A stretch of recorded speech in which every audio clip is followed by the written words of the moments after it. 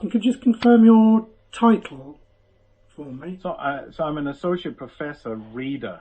So it's because we changed from the UK system to the US system, and then those of us who were readers, we relatively got demoted, but then we were allowed to keep our title. So yes, I think this is quite common. The usual, the fudge that so often is applied in this country. So this was the fudge. But first we were demoted, and then there was so much noise. So I call myself a reader because that's how I was for years before. But I'm technically associate professor / reader. And you carry the title of doctor, not professor, or are you? So in the new system we're all professors, but I'm not a chaired professor. That's right. Right. Okay. And so tell me a bit about your the focus of your work, then your expertise. And I've read a bit about your background. It's quite a lot of complex terminology in the reading matter I've done, so you might have to treat me gently and explain some of the what you do. Yeah, it's fairly straightforward. I mean, I've spent how long? Well, just over 30, probably 35 years being paid to try and understand what happens when companies become digital. That's really, so it's what happens when digital technologies, they enter into companies. And this is the traditional focus for my field of information systems. But then the last 12, 13 years, I've studied really also what happens when these companies are digital platforms that in themselves connect other companies to them. So increasingly, it's also digitization between companies. So like the Apple App Store, Amazon, Twitter, all of whether it's social networks or whether it's Uber to match people up, drivers with passengers. So this idea that there's something digital that enables a new way of people to work together and make money. So that's been my interest since before these platforms became really in the public sphere. And the last 3 or 4 years, I've spent a considerable amount of time within a particular kind of what you can call a digital infrastructure, which is sort of blockchain based and cryptocurrency based. So the underlying interest is both to understand how companies can do new things with this technology, but also how the road system, the infrastructure changes when it is no longer made of tarmac or water pipes, but of internet connectivity. Right.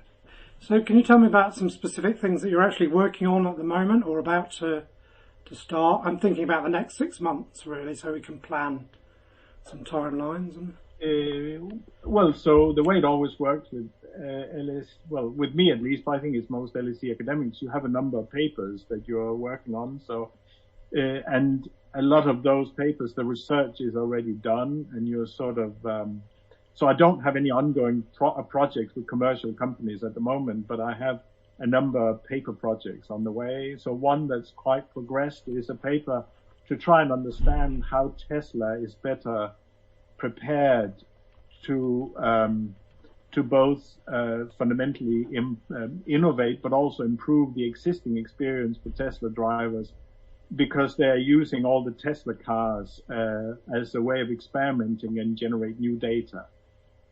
So that's a paper. Then so how have you gone about that research? So we have. So the lead author for that is a former PhD student of mine, has spent enormous amount of time together with another of our former PhD students collecting a lot of data, public data from Tesla owners. So all Tesla owners, they all self-organize themselves in these forums where they re-engineer and try and pick to pieces what happens when the operating system in their cars are updated, for example.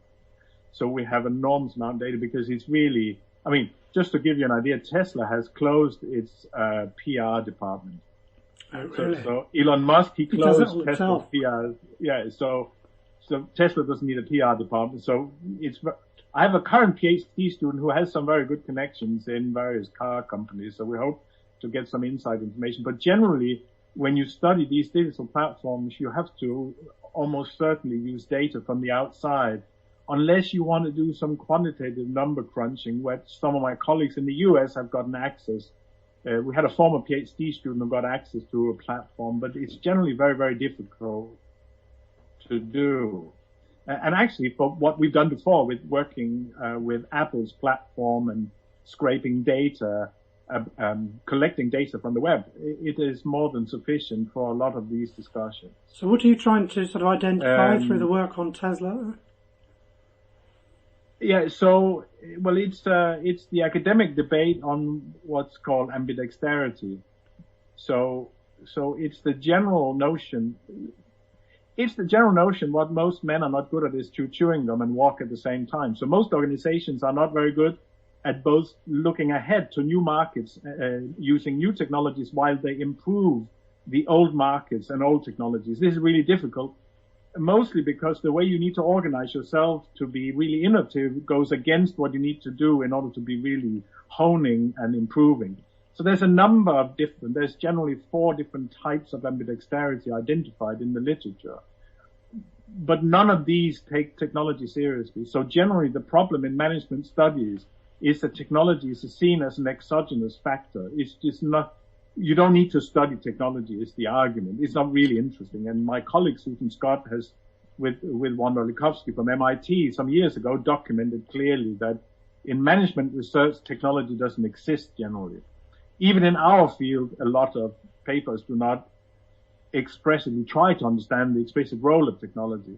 So our argument is really that there's a kind of ambidexterity, there's a kind of ensuring that you can both look ahead while to do self-driving capabilities and Teslas, while also improve the experience for the existing Tesla owners.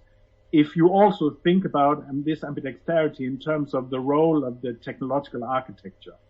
And so this is not discussed in the literature, so this is our aim.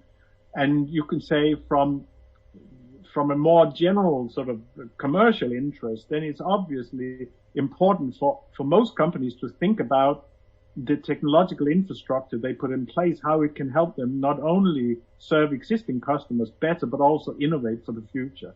So this is sort of a new way of looking at this. Okay. And that paper is for a specific journal? Yeah, I think we're going to aim for the Academy of Management Journal, so AMJ as it's called. This is a game, we don't know yet how it'll happen, but we are putting last hands on it and we'll submit it sometime this spring. Right, so that's sort of at the earliest, it's the summer for publication, I guess. Huh?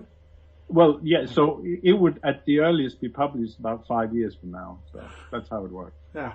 Okay. I mean, if we aim for journals that would publish within the next year, then we're aiming too low.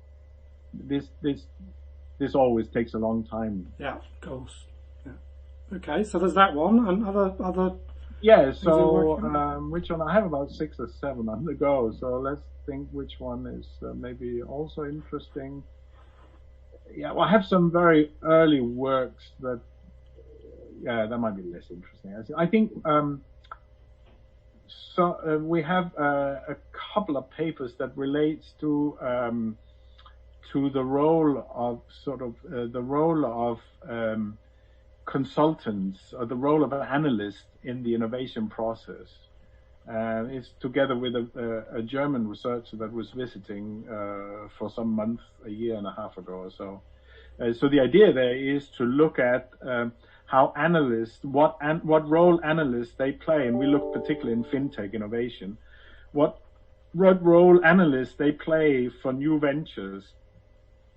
Because the basic premise here is, if you think of the main reason digital innovation is different from other kinds of innovation is that with other kinds of innovation, you generally have to more or less start from scratch every time, or when you have, it's obvious when you have a manufacturing company, they can reuse things from project to project, but it's very, very different with digital innovation. So think about how Apple and Google in a very short period of time have been able to provide you as a smartphone user with millions of different apps because apps development it outsources, but they can outsource it only because it's digital. Because basically all they do is they